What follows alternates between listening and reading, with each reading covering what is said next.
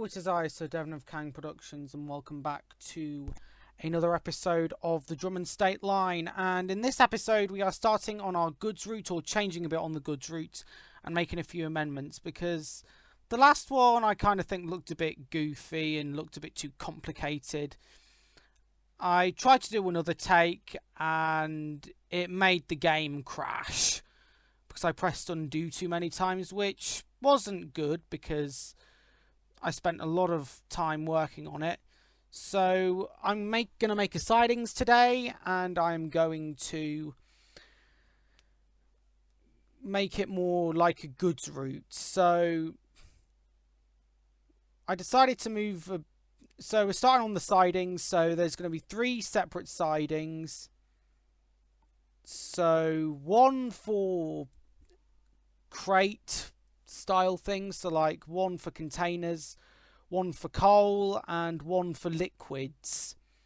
This will make it simple and easy to decipher which ones are which. And it's going to work the same way as the passenger line, so one track going another way, one line going one way, the second line going the other. Still haven't got a name for our terminus station. As you can see, I'm trying to look for examples of what to use. I had a lot of time deciding which container, liquid transporter to choose, because there's so many options. But I decided to change. Yeah, I think I'm going to change a bit on the coal. Oh yeah, and also for other type of goods like cattle. I forgot to say that. So this is also kind of more like a sidings type system. I was going to have a depot, or depot. I might add a roof on in later stages. And then there's an unloading sector, which will go very nicely, I think. As well as an engine shed for the goods trains. I think the goods trains are going to be diesel, because, I don't know, diesel fits good. So actually, the other day I saw a Class 66, or the other week I should say, in not EWS livery, in blue livery, I think. Just conducted some research, and that Class 66 was in GB livery. But anywho, as we carry on with the sidings, I think, yeah, that was when the entire thing crashed at the end of that first video when I kept pressing one of the buttons. But I decided to, so I'm adding a shed here. I didn't go with the shed, I went on that turntable, which you also see at the Joseon Railway, I think. Yeah, it's the same one. But that I think I might have to change it depending on the size of the train we get, just because it might be too long and too bulky. And this is when things got a bit complicated, where I tried to figure out where on earth it was all going and whereabouts the points would go. As you can see, I needed to make some extension to the land. Yeah, points are quite a tough job on this, especially when you have ones that don't look right and that look as though you could make the train crash. Yeah, this is very complicated. So I moved the whole production of this bit was a bit overwhelming and complicated, and I was like, no, and also a bit of a drag. But I get there in the end, as you will see later on in the video. I'm hoping that when I try the demo is that no trains crash, and I'll see what improvements need to be made before I continue it. It's kind of like when you're developing a game, you have to see what bugs are happening and how to fix it.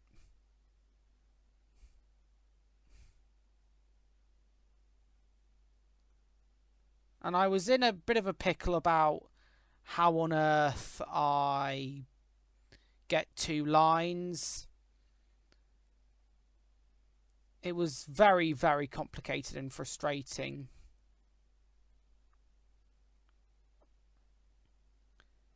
I tried to get something that would look as though it would have something for each separate thing, but I'm pretty much unsuccessful and I decided to leave it.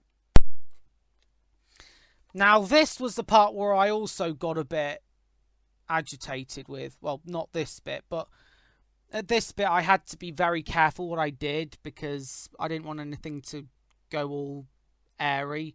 And it actually works pretty well, making it a 4-track. I think that bridge is quite good there. I'm glad I kept that bridge, to be honest. And it's going to be used for the roads.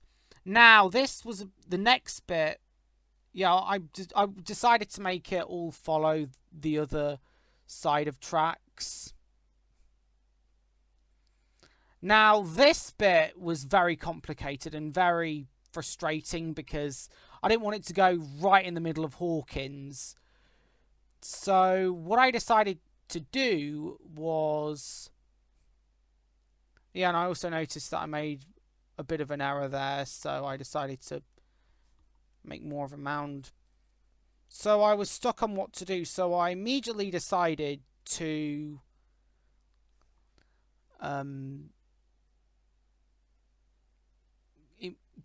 go that way and straight through there, and I would eventually plateau it. This bit was very complicated for me because I didn't know what the hell to do, because I was like, oh, but what if I do this, and what if I do this? So I think this one would go straight through Hawkins on the other side of the town. I'm still working out a few things. Yeah, the Drummond Goods line is very complicated to work. And it was at this moment when I thought I should plateau it because I was going to add a bridge at first, as you can see, but I decided not to go for it. Because A, the bridge bit kind of did defy science, because although I did bring more ground, I decided not to. See, I like filming these things and recording these on Xbox Game Bar because they worked really well. But as you're going to see, I don't think I go through with it.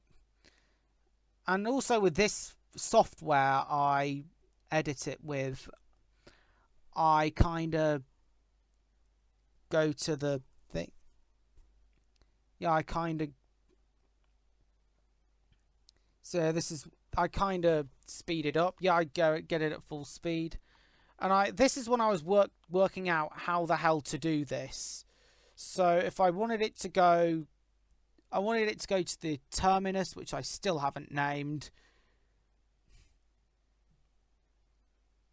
So I was calculating where to go and how many blocks it would take to get there.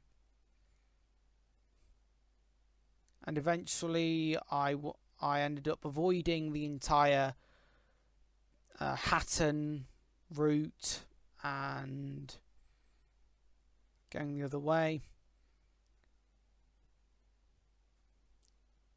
The minimap thing, I found it quite odd because when I clicked on something I didn't get to where I wanted to go, so I ended up in Pawnee instead. So I tried to look for bridges.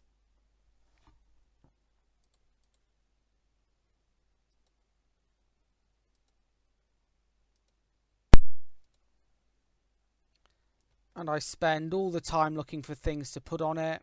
And eventually I managed to find a stone bridge. Now, the hard thing about bridges in this is that I tried to make it as though it wouldn't immediately collide with the track. That was one thing you have to be very careful about on this. And making it level was no easy job because I wanted it to look as realistic as possible. But then again, without defying science completely.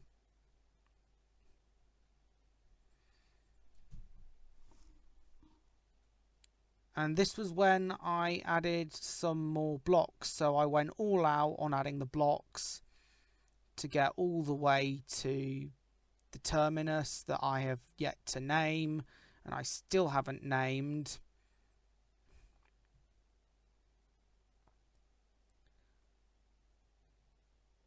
But I got to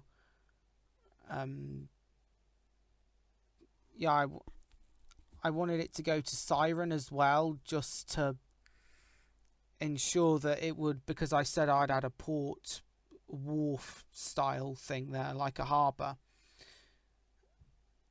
I wanted to keep that and immediately go on and add a harbour port type area. So I added as many blocks as I could to back onto that as a sneaky shortcut.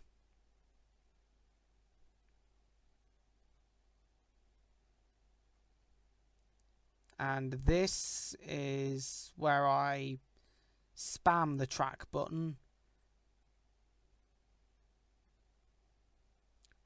I also think this will be a good alternative to the passenger route because the passenger and goods have two different lines.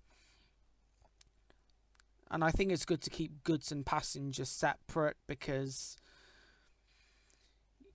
you would then have less problems with... Well, I actually think it would work to keep them both separate. I sometimes have no idea what I'm talking about. Anywho,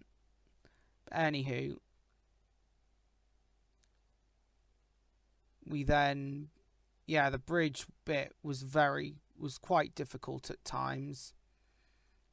It's one of those things where you can't just add track willy-nilly like it is with other things. With this and tunnels as well, you have to immediately add a different type of track if it's joined from another, if you get two pieces of track and one.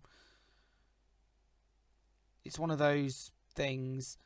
And then as we go later on now to...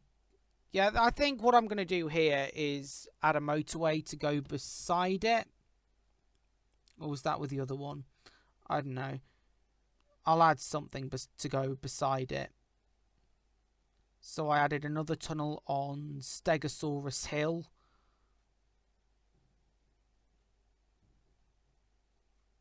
And adding more Stegosaurus scales.